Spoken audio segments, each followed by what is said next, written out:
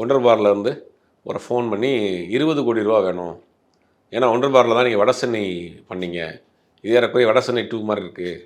அதனால நீங்க வந்து 20 கோடி ரூபா குடுக்கணும். அப்படிங்கிற மாரி ஒரு ஒரு ஃபோன் வந்திருக்கு. இத கேட்டுட்டு வெற்றிமாறனுக்கு பயங்கர ஷாக். என்ன நம்ம நேரடியா போயிருக்கிறோம். நேரடியா போய் அவர்ட்ட பேசியிருக்கிறோம். ஓகேன்னாரு. வாழ்த்துக்கள் சொன்னாரு. இப்ப 20 கோடி கேட்குறாரு. அப்படின்னா என்னன்னா வட சென்னையில உள்ள கேரக்டர் எடுத்து பண்றீங்க.